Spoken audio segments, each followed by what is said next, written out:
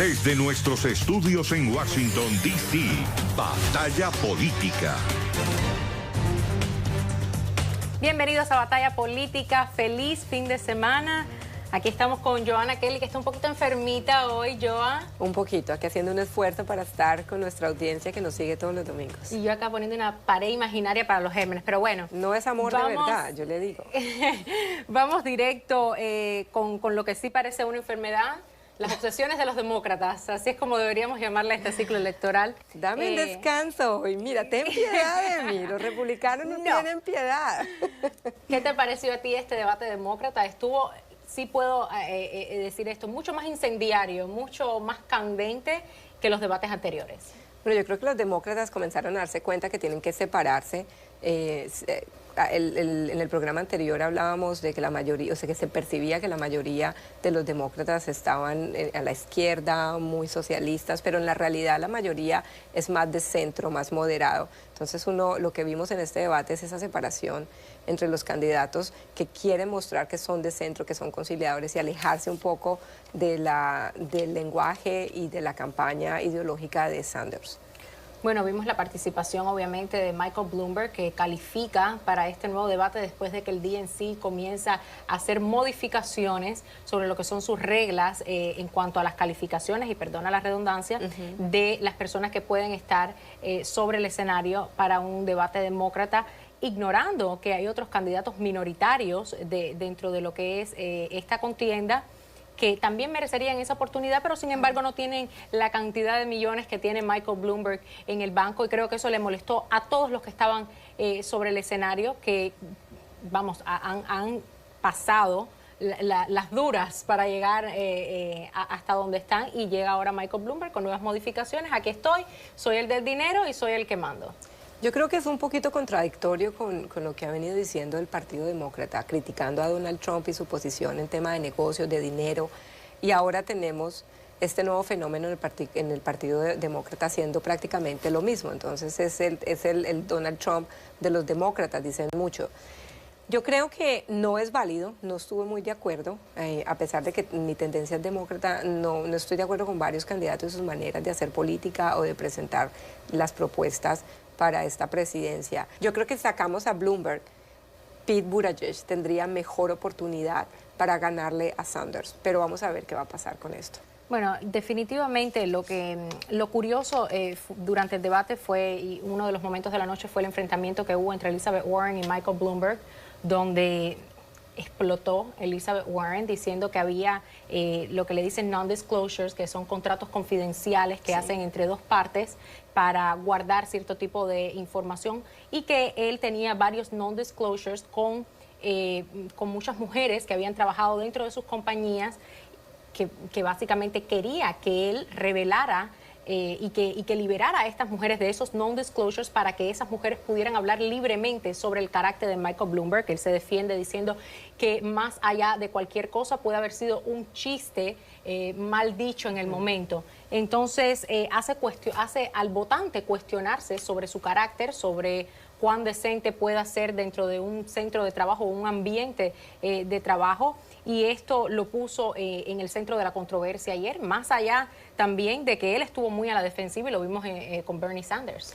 Es que aunque nos moleste o nos duele a alguno de los demócratas como yo, el partido está dividido y lo vemos en estos debates, lamentablemente. Y si queremos derrocar y sacar a Donald Trump de la Casa Blanca, tenemos que unirnos y tenemos que tener un mensaje más constructivo. Y vuelvo y repito, un mensaje como el del alcalde Pete Buttigieg o el de la senadora Amy, porque si no vamos a seguir el mismo juego que ha venido usando o haciendo el presidente Donald Trump. Y eso, la reacción de Elizabeth Warren para muchos fue como patadas de ahogado, como lo decimos en Colombia, ¿no? Ella no le ha ido muy bien en los debates, no le ha ido muy bien en los resultados, y está atacando a quien considera ella su principal contrincante. Sí, bueno, también Michael Bloomberg ha surgido en las encuestas. No sería Michael el directo que le está afectando. Obviamente, más tiempo en la contienda ya lleva un Bernie Sanders, ya lleva un Pete Buttigieg, una Amy Klobuchar, que por cierto la criticaron mucho durante el debate ayer, porque en una entrevista recientemente con Telemundo no recordó, creo que fue con Telemundo, no recordó el nombre del presidente de México. Ella ayer se defendió en diferentes ocasiones diciendo de que ella tiene la experiencia. Incluso hubo un intercambio muy curioso con Pete Buttigieg cuando él le hace ver, si no recuerdas, el presidente de México, bueno, que vas a recordar como presidente, estás calificada en realidad para ser presidente de los Estados Unidos. Ella hubo esa batalla entre ellos dos diciendo, sí, yo sí tengo la experiencia, llevo tantos proyectos en el Senado, pero la realidad del asunto es que en todo esto, lo más preocupante de todo es que Bernie Sanders lleva la delantera y es el que está encabezando la nominación demócrata para 2020, algo que es sumamente preocupante y sorprendente porque es un hombre que se ha autodeclarado socialista. Pero es importante también traer a la mesa y discutir y que quede claro que la mayoría en votos del Partido Demócrata no apoya a Sanders. Si uno suma el porcentaje que tiene del Pete Buttigieg, Amy, la senadora Amy y los otros candidatos son más que Bernie Sanders. Y usualmente si miramos los candidatos que son más de centro y moderado, el tema es que estamos divididos, el partido está dividido, tiene demasiados candidatos y si no se unen para apoyar solo a uno, deben escoger uno. Está muy abierto, entonces es muy difícil ganarle a Sanders. Pero Sanders no representa la mayoría del Partido Demócrata. Pero yo no creo que realmente. Yo creo que esto ya lo hemos discutido en ocasiones anteriores. Si Sanders no representa al Partido Demócrata, ¿por qué lo están dejando que haga una postulación a través del Partido Demócrata? Sanders era independiente, hay que recordar esto, y a través de los años se ha visto que no es que ha cambiado mucho sus opiniones, eso sí se le puede, dar como un tributo, si es que se puede decir, de que el hombre se ha mantenido en un pensamiento y en una opinión durante muchísimos años. Por muchísimos años criticó, y lo vamos a ver en videos que han salido, criticó a presidentes como Nixon, como Kennedy, por medidas que se pudieran tomar en contra de la Revolución Cubana, ha alabado a Castro, se ha negado a llamar a Maduro dictador. Entonces es una persona que no solamente tiene tendencias socialistas, sino que tiene tendencias comunistas. Entonces, a lo que vamos llevando este partido, o lo que se va llevando este partido demócrata en camino a las elecciones, no es nada bueno. Yo creo que el problema es que, bueno, yo pienso que en la vida real ya sería muy complicado para el partido limitar el número de candidatos y decirle a unos, a ustedes sí, a ustedes no, porque entonces estaríamos poniendo en riesgo la democracia. La idea es que sea el pueblo quien elija, pero el sistema de las primarias no permite que sea realmente el voto popular quien elija el candidato por el Partido Demócrata, y ese es uno de los grandes problemas que hay, y es la controversia que hay actual, como está tan dividido.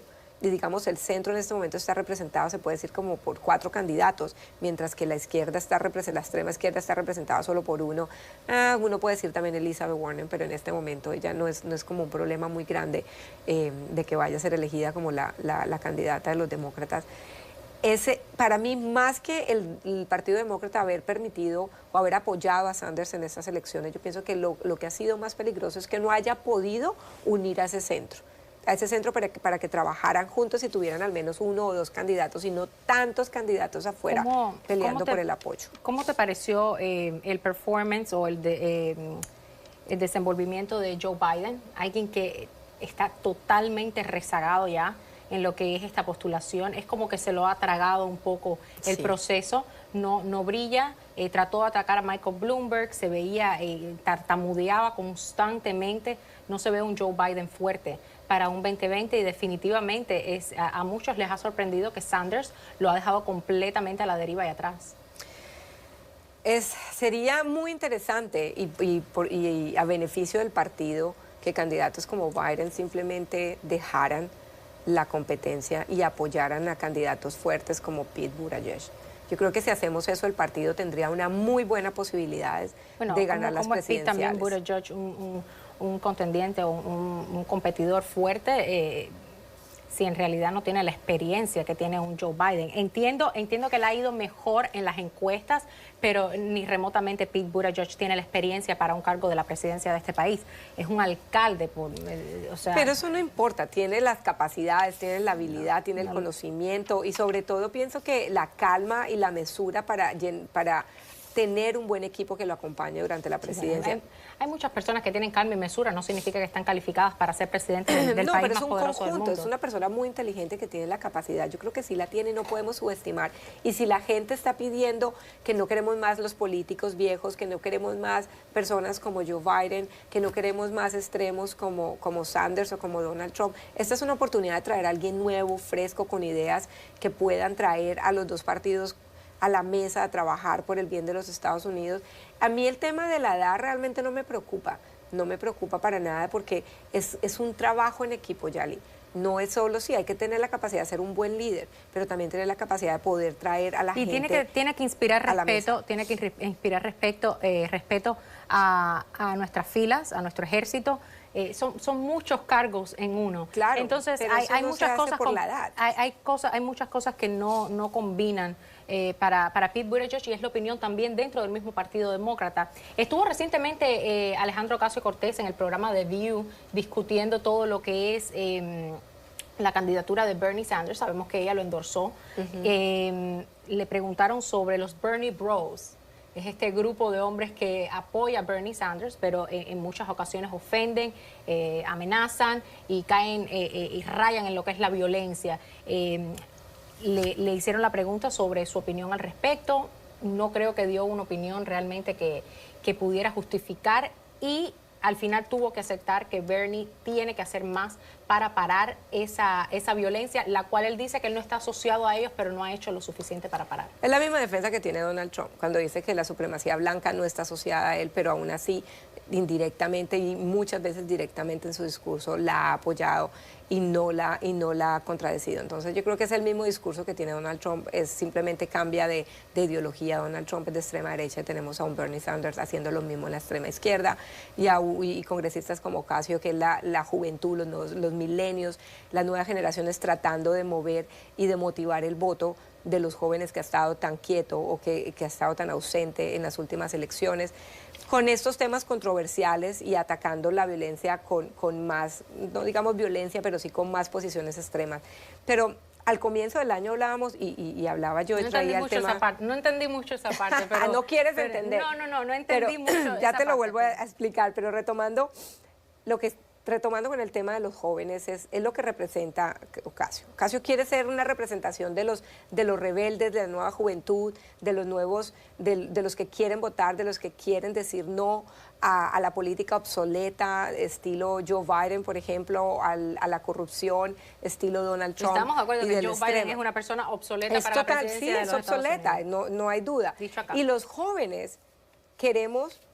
Me considero joven, queremos personas nuevas, frescas, y ahí es donde yo quiero ver al final cómo se va a manifestar esta juventud, este voto que no salió, estas personas que no salieron a votar en el 2016, cómo van a votar en estas presidenciales y cómo se va a ver representado en términos del Partido Demócrata.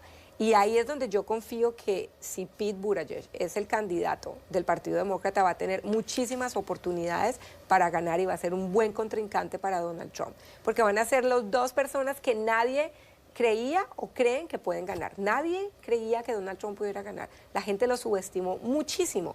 Y en la sorpresa que nos dio con las finales, y puede ser un Pete Buttigieg, pero del Partido Demócrata, y un poco más calmado y mesurado. Por la parte de los republicanos, el presidente ha sostenido rallies, meetings, como le dicen, en Arizona, en Colorado también. En Colorado podemos mencionar las cifras de que se han agregado 183,000 empleos desde que el presidente tomó el cargo. En Colorado la tasa de desempleo ha disminuido de un 2.9% a un 2.5%, y como eso pudiéramos decir mucho más, que la ley de recortes de impuestos ha resultado en la generación de casi 4,000 empleos en Colorado, y un promedio de recortes de impuestos de $1,425 en el estado. O sea, son estos los números que hay que mencionar. Pero los números son muy bonitos, pero no muestran la realidad tampoco. Porque ¿Cómo que no muestran la realidad? No, Yali, porque no toda la realidad económica de todos los americanos. Y vuelvo y repito, si seguimos hablando del americano promedio. No, pero si estamos hablando del americano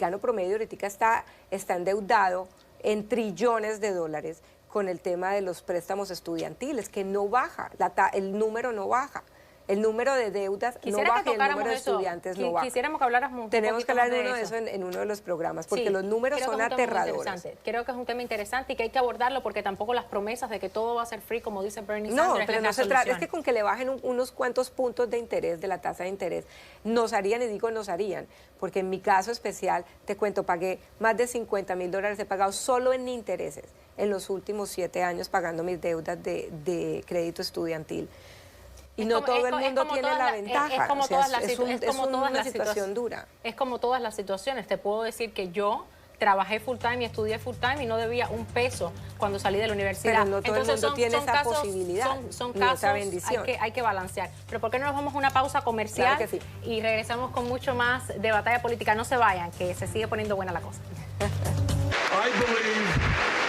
El noveno debate demócrata en la carrera presidencial cuenta con una sorprendente novedad: la participación del multimillonario exalcalde de Nueva York, Michael Bloomberg. Los resultados de una reciente encuesta lo posicionan en segundo lugar, con el 19% de los votos, por detrás de Bernie Sanders, que cuenta con el 31% del apoyo. La misma edad, 78 años, pero dos candidatos antagónicos que tratarán esta noche en Las Vegas de abarcar los votos progresistas para Sanders y moderados para Bloomberg. El magnate de los medios de comunicación ha invertido cerca de $400 millones de su fortuna en su campaña publicitaria, utilizando una estrategia agresiva con mensajes directos contra su rival político, algo más propio del presidente Donald Trump, con quien tiene ciertas similitudes según los analistas. Y si es un candidato Bloomberg, que es multimillonario, billonario, como dicen en inglés, como lo es Trump, y si es de New York, como lo es Trump, y que es peleador, como lo es Trump, quizás tendrá mejores chances de ganar esa elección. Así que importa un montón cómo sale este debate y los siguientes que involucran a Bloomberg. Trump llama a Bloomberg Mini Mike en alusión a su tamaño, y él aprovecha para responderle retándole a encontrarse en las urnas en noviembre. Otra de las claves decisivas en estas elecciones presidenciales será el voto latino. Según las encuestas en Nevada, los latinos están divididos exactamente entre los más extrema izquierda y los más moderados. Ante una elección nacional contra Trump, también importa. Creo que un candidato moderado va a tener mejores chances de ganar contra Trump.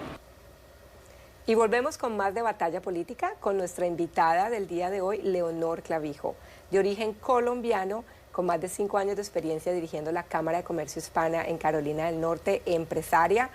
Leonor, ¿cómo estás? Y muchísimas gracias por estar hoy con nosotros. Bienvenida a nuestro programa. Hablemos un poquito de política y del voto latino en Carolina del Norte. ¿Crees que es importante para los partidos, para los demócratas, los republicanos, el voto latino en Carolina del Norte? ¿Cómo lo ves? En Carolina del Norte yo vivo hace más de 12 años y definitivamente ha crecido y es muy prometedor. En este momento la comunidad latina sigue creciendo, pero es una comunidad joven. Y eso quiere decir que no hay mucha capacidad para el voto. Muchos de los latinos que son ciudadanos están por debajo de los 18 años. Entonces esto hace que en este momento y la expectativa de las elecciones presidenciales frente al voto latino aquí en Carolina del Norte no sea tan fuerte como quisiéramos, debido a que tenemos una población muy joven. Leonor, bienvenida. ¿Qué opinión le merece que un socialista esté liderando la nominación por parte del Partido Demócrata para estas elecciones de 2020? Bueno, eso es bastante interesante porque aquí en Carolina del Norte, no solamente con la comunidad latina, sino en general, quien lleva el liderazgo entre los demócratas no es Sanders, él está en el segundo lugar.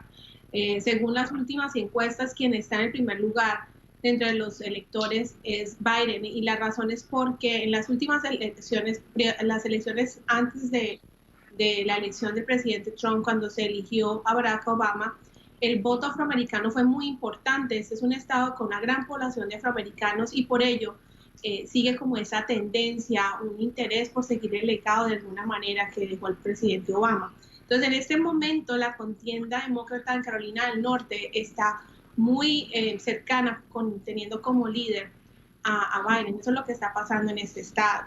Pero obviamente la tendencia de los jóvenes y el interés por ver un cambio hace que haya de pronto ese deseo de que sea otro candidato y que haga que tome más fuerza pues una propuesta diferente.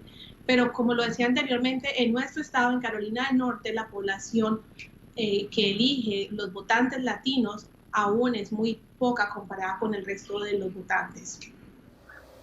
En tu opinión, ¿cómo le está yendo a los demócratas en Carolina del Norte, Leonor?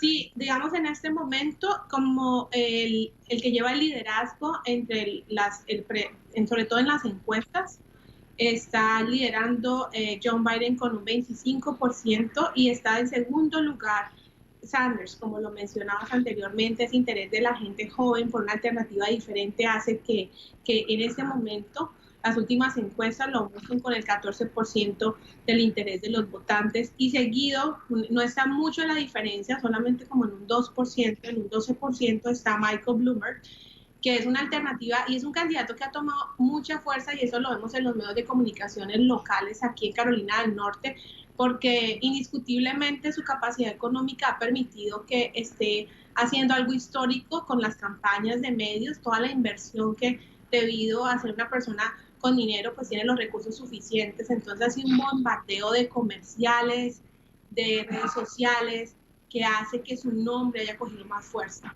Entonces, el interés y el deseo de que no sea el mismo presidente hace que de alguna manera en Carolina del Norte se haya despertado interés por este candidato. Cambiando de tema, hablemos de Venezuela.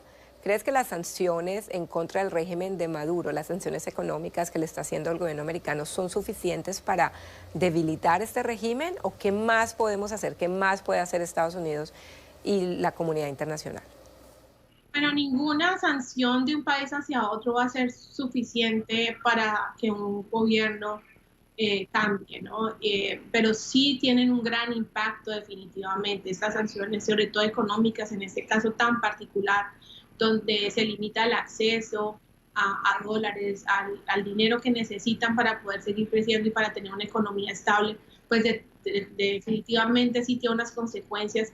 Pero si a la pregunta es que debido a esas sanciones va a haber suficiente presión para que Maduro abandone el poder, pues la verdad es que no lo ha hecho en todo este tiempo. No es necesario que sigan habiendo más, lo que se ha hablado más es si es necesario que haya una intervención militar para que esto suceda. Y en este momento tan crucial ante unas elecciones presidenciales tal vez no suceda. Pero sí, poco a poco esas sanciones tienen sus consecuencias, ha afectado económicamente el flujo de dinero, el acceso a préstamos a nivel internacional ya no existe, simplemente con los aliados que se ha encontrado Maduro en Rusia y en China, y la deuda que aumenta y aumenta hace bastante presión. Pero nuevamente no será suficiente simplemente la presión de los Estados Unidos. Recientemente se sancionó a una empresa rusa vinculada con Venezuela. ¿Cuál cree que será el impacto a la dictadura de Venezuela con estas sanciones? Bueno, ese impacto ha relacionado nuevamente con las consecuencias económicas y esa presión internacional que se está haciendo más fuerte para que Maduro sienta la presión y decida irse del poder. Pero nuevamente es un golpe fuerte, pero no lo suficiente para decir abandono y ahora entiendo que no debo estar aquí. Eso lo dirá el tiempo, pero en este momento es una sanción que agudiza más la situación económica, que en última sigue afectando a las personas. Es una sanción federal, es una sanción a un gobierno que sigue afectando a la población, a los residentes que son los que viven el día a día, la escasez del efectivo, que no existe, el acceso al sistema financiero. Leonor, muchísimas gracias por estar con nosotros y esperamos volverla a tener acá en Batalla Política. Y con esto nos vamos a una pausa comercial, pero regresamos con mucho más de Batalla Política. No se vayan. Y volvemos con más de Batalla Política. Yali, hablemos de los 11 perdones de Donald Trump. Y me quedé esperando el perdón de las deudas de los créditos estudiantiles, a ver si me podía ir de vacaciones o no. Mira, te puedo decir algo en cuanto a cifras, y esto creo que es un tema bastante interesante, todo esto de los perdones presidenciales. Obama dio 212 perdones, Clinton 450, George Bush 200, el presidente Trump no ha dado en realidad tantos perdones presidenciales, los números son sumamente bajos en estos últimos 3 años. Ahora, yo creo que sí, hay que debatir esta idea de los perdones presidenciales y a quién se le otorgan estos perdones. Hemos visto a las personas que se le han dado, creo que hay personas que están de acuerdo con ciertos perdones que se han dado, creo que hay otras que no están de acuerdo.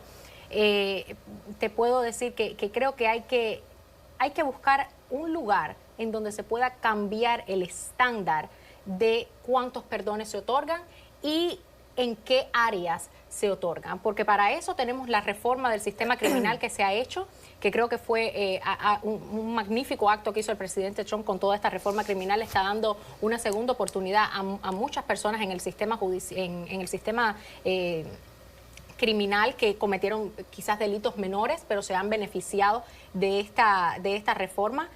Pero también hay que ver personas como vamos, que los crímenes realmente no son, en mi opinión, algo que se debería perdonar. No, estoy de acuerdo contigo sobre eso. Yo creo que es un tema que hay que traer a la mesa y revisar el número de perdones, totalmente de acuerdo, el tipo de crímenes que se van a perdonar y las razones para el perdón.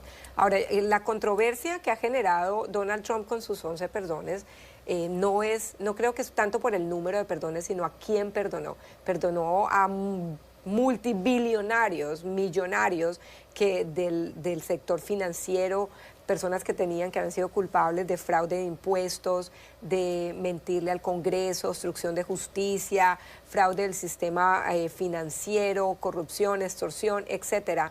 Fueron crímenes o personas relacionadas con crímenes de tipo de corrupción y financieros y millonarios que en algún momento o tuvieron relación con Donald Trump o fueron amigos o son amigos o conocidos o trabajaron con Rudy Giuliani. Y yo creo que eso es lo que trae la controversia y lo que nos llama y lo que nos hace pensar la necesidad de cambiar. ¿Por qué? Porque los perdones se crearon para tener en cuenta personas que por su vejez, por cuestiones humanitarias, porque estuvieran enfermas, por su posición económica, se merecieran este perdón, o porque después del juicio hubieran salido pruebas nuevas, digamos años después, 5, 10, 15 años después de la condena, pruebas nuevas que los podrían eximir, pero por cuestiones procesales no se puede reabrir un caso.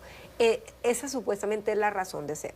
Pero pues lamentablemente no se está usando correctamente y sí estoy de acuerdo contigo que se debe replantear. Yo creo que debería revisarse a cuántas personas, creo que debería haber un límite y esto es tanto para presidentes republicanos como para presidentes demócratas y que se cree un precedente a partir de, no sé si de este próximo término o del otro más arriba, pero que se cree un precedente de cuántos perdones se pueden dar y en qué áreas se da el nivel del crimen que se está perdonando y obviamente a cuántas personas ese crimen impactó, porque realmente son casos que son casos serios y que pueden crear un precedente que no es el que se quiere para nuestra sociedad. Y no es el mensaje, porque por lo menos cuando uno habla ya en Latinoamérica o afuera de los Estados Unidos sobre el tema de corrupción, algo que todo el mundo menciona es que en Estados Unidos no se puede ser corrupto, por eso es que hay tanto desarrollo, porque allá sí se castiga de manera fuerte, la gente va a la cárcel, la gente le tiene miedo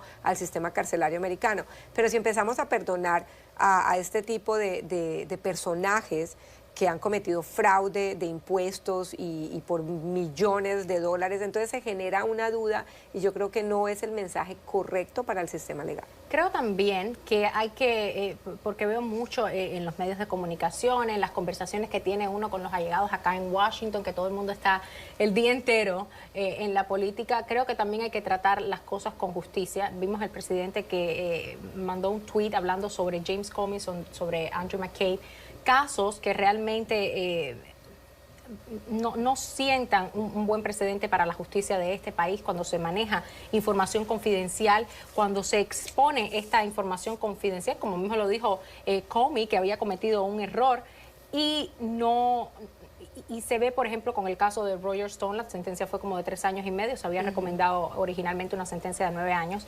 cuando se ve que se trata a una persona de una manera y a la otra de otra manera. Entonces, hay que buscar justicia para todos. La balanza Exactamente. Por eso está la balanza que tenemos en, claro, en nuestro sistema por de eso es que justicia. no es justo que tengamos a personas que han cometido estos crímenes no solo en contra de una organización, sino en contra del interés público de los Estados Unidos, como crímenes en contra de fraude de impuestos, que son crímenes bien conocidos como de cuello blanco, y que estén hoy día siendo perdonados cuando tenemos tantos inocentes, sobre todo del sector de las minorías, que están pagando por crímenes que ni siquiera cometieron, simplemente porque no pudieron acceder a la representación legal y no pudieron defender su caso de una manera apropiada, o porque no tuvieron los recursos legales para ir a juicio y tuvieron que hacer negociaciones con la Fiscalía y aceptar la responsabilidad de crímenes que no cometieron.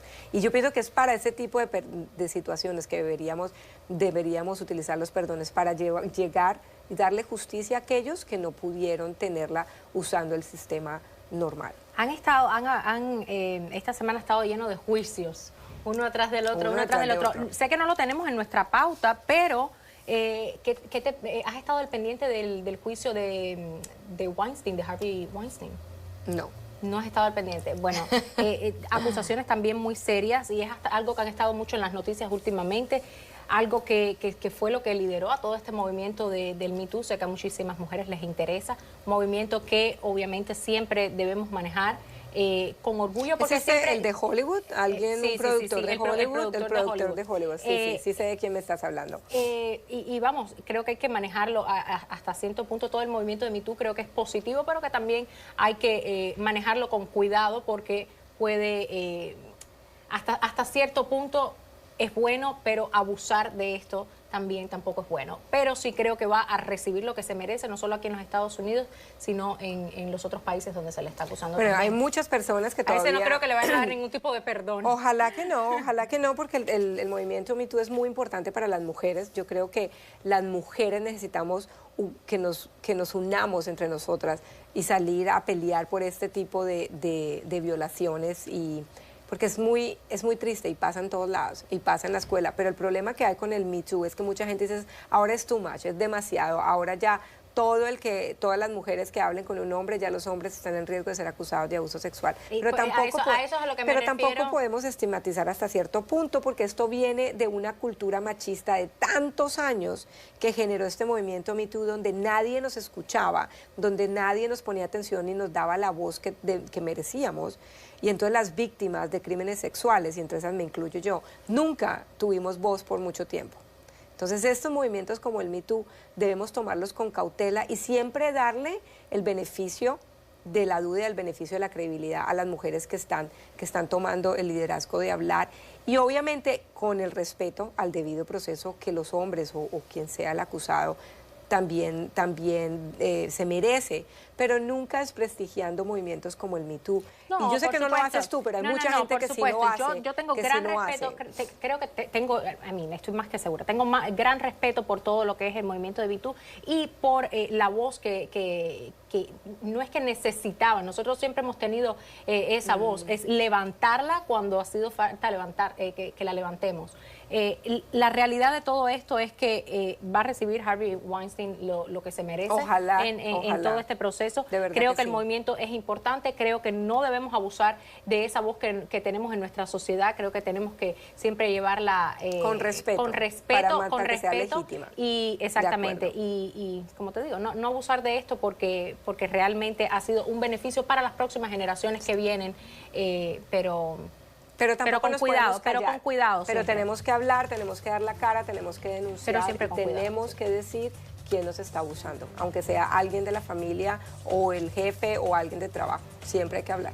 Bueno, vámonos a una pausa comercial, regresamos con mucho más de Batalla Política. Usted no se vaya, que ya venimos con nuestra sección del acuerdo. Bienvenidos de vuelta a Batalla Política, ya estamos de regreso acá. Yo creo que toquemos un poco el tema de Venezuela, esta compañía rusa que se sanciona, vinculada a todo lo que es el petróleo en Venezuela. Creo que yo pienso que las sanciones económicas siempre funcionan. Tú me has mencionado también que estás de acuerdo con eso, que estás de acuerdo con que las sanciones diplomáticas también causan su efecto. ¿Crees que esta pueda ser uno de los puntapiés fundamentales para ya desactivar todo lo que es lo que está pasando con la dictadura de Maduro, el tocar a Rusia de una vez y por todas y decir, retira tu apoyo? Ojalá, pero no creo. Nuestra experiencia en Latinoamérica en este tipo de dictaduras nos muestra o nos lleva a pensar que se necesita más que la diplomacia o sanciones de tipo económico para debilitar regímenes como el de Maduro. Se necesita también intervención militar, aunque personalmente siempre soy más, me gusta más la paz y los procesos de paz y hablar de diálogo, pero la intervención militar a veces es necesaria y pensar y contemplar la idea de que el pueblo venezolano se arme en contra de Maduro y que pelee y que se genere un conflicto interno armado, aunque suene muy fuerte y suene muy republicano, yo creo que es necesario para un problema como el de Venezuela, que lleva tantos años, que han intentado, ya han habido sanciones anteriores de otros gobiernos, ya han habido inclusive sanciones no solo económicas, pero también diplomáticas para los miembros del gobierno de Maduro. También hablamos de grandes manifestaciones y marchas, estamos hablando inclusive de un reconocimiento internacional de otro presidente que no es Maduro, y aún así él sigue ahí y sigue fuerte. Entonces llega un momento en que uno dice que se necesita más y de pronto una intervención militar sería necesaria. Y aquellos que nos siguen en todos nuestros programas saben que lo he dicho, es por eso que los pueblos deben tener derecho a portar armas.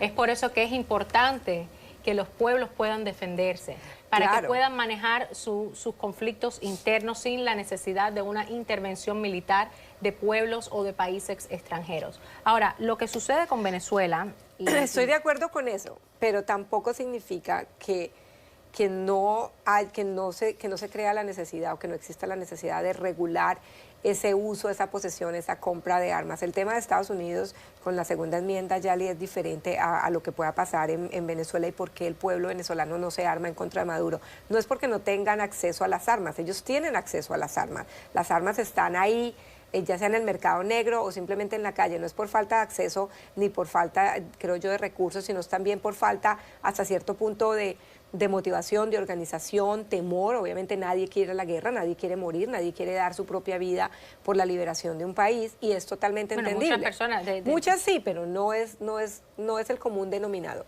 Bueno, esta empresa también se sancionó al presidente de esta empresa llamada Rosneft. Entonces, yo creo que el hecho de la sanción, que es a una empresa rusa, es indirectamente un apoyo hacia el presidente interino Juan Guaidó, diciéndole: también vamos a sancionar a aquellos países, porque obviamente sabemos que hay sanciones previas que prohíben lo que es el tráfico o el comercio del crudo con Venezuela, etcétera. Sí. Pero es reiterar ese apoyo de alguna manera y dejarle saber a Maduro que sí vamos a sancionar a cualquier otro país, que estamos dispuestos inclusive a buscarnos una enemistad con cualquier país que se atreva a apoyarlo, porque está mal lo que está haciendo, porque ya este pueblo ha sufrido demasiado con su presencia y porque es tiempo de que se vaya. Pero después porque de además eso pone en riesgo la región completa. Pero solo no va a ser suficiente para derrotarlo, se va a necesitar, no voy a decir una intervención militar de Estados Unidos o de ninguna de la comunidad internacional, pero sí una acción militar interna para sacarlo del país, como pasó en Bolivia, por ejemplo, con Evo Morales, que últimamente ha estado revoloteando por allá abajo. Así, siempre no se da por vencido. Él no se da por vencido, pero fue el mismo pueblo quien lo sacó de la presidencia. Totalmente. Y eso es lo que necesita. Y ahí tienes a tu Bernie Sanders sin querer reconocer. Sin querer reconocer que no es mi Bernie Sanders, no me gusta Bernie Sanders. Fue un golpe. Es que no quiso llamarlo así. Me acuerdo en el town hall que hizo con Univisión, que no quiso decírselo a Juan. Y lo mismo que pasó con Ecuador. El pueblo ecuatoriano, el pueblo boliviano se han distinguido por épocas, por años, por décadas, de siempre derrocar y sacar con golpes de Estado a los dictadores que les han llegado a la presidencia. Y bueno, no voy a decir que es un buen ejemplo, pero y en esto quiero enfatizar, porque es muy fácil decir que el pueblo debería armarse, el pueblo debería hacer esto, pero cuando hay una dictadura como la de Maduro, no es fácil para el pueblo obtener los recursos o las vías para pelear contra el ejército, porque es básicamente el ejército contra el pueblo. Es por eso que se han buscado también las alternativas de buscar el apoyo dentro de las filas para de una vez y por todas darle golpe de Estado y sacar a Maduro. Totalmente de acuerdo, Yali, pero lamentablemente en la realidad una cosa es lo que queramos o lo que no se pueda y otra cosa es lo que a veces se tiene que hacer o se debería hacer o lo que, aunque no nos guste, viene siendo la solución final.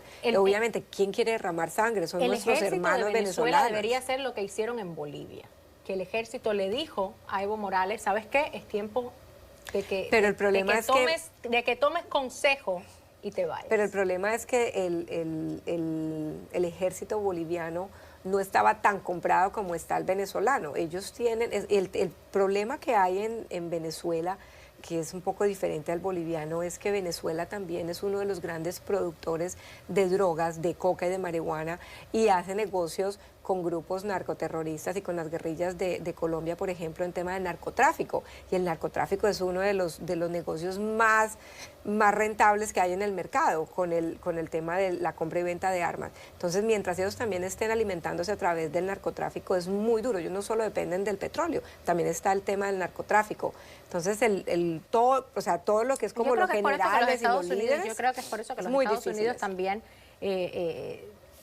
está otorgando el apoyo que está otorgando, porque queremos tranquilidad y paz en la región, no solo para Venezuela, sino también para países como Colombia, como Brasil, todos estos países que tienen fronteras Suramérica, con Venezuela y que se están viendo afectados también por la ola migratoria, el éxodo masivo de venezolanos que está saliendo a las distintas partes del mundo, buscando asilo, buscando paz, buscando comida. Es que es un tema es un tema internacional con unas consecuencias horribles. Por lo menos vemos grandes delincuentes colombianos que se van y se esconden en Venezuela y Maduro los esconde y los protege de la justicia colombiana.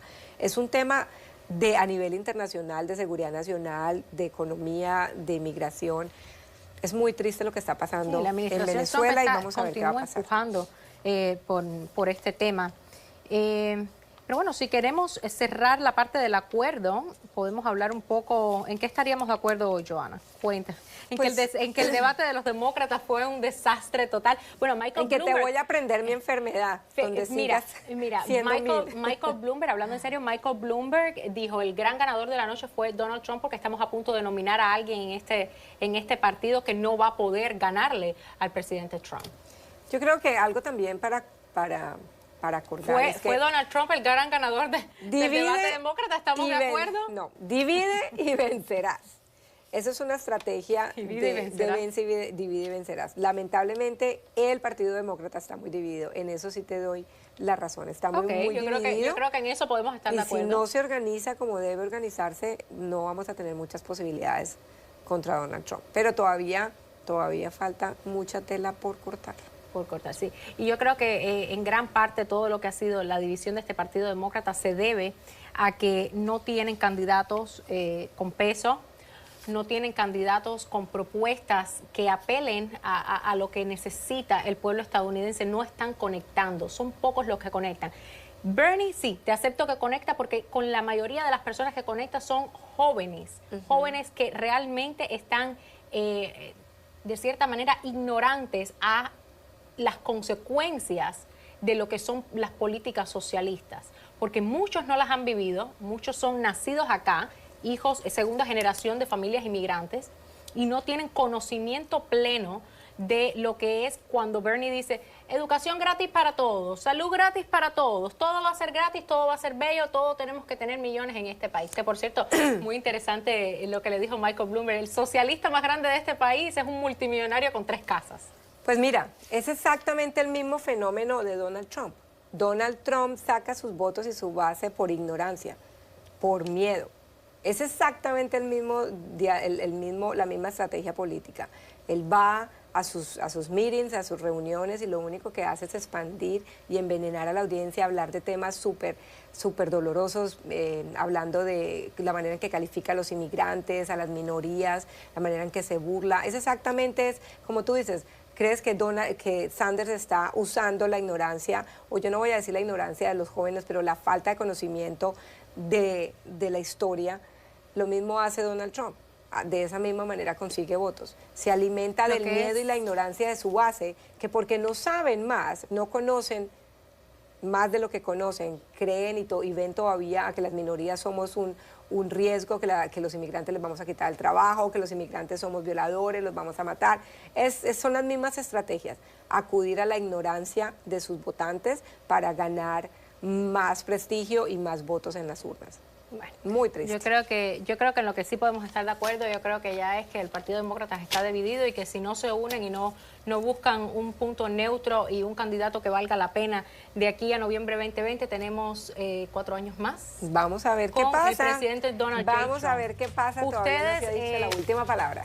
Ustedes, por favor, es una cita el próximo domingo acá con nosotros en Batalla Política, que siempre disfrutamos mucho de los debates y de hablar de los temas de actualidad. Siempre. Y de informarle a usted con lo último que esté sucediendo acá en Washington, D.C. Muchas gracias y nos vemos el próximo domingo.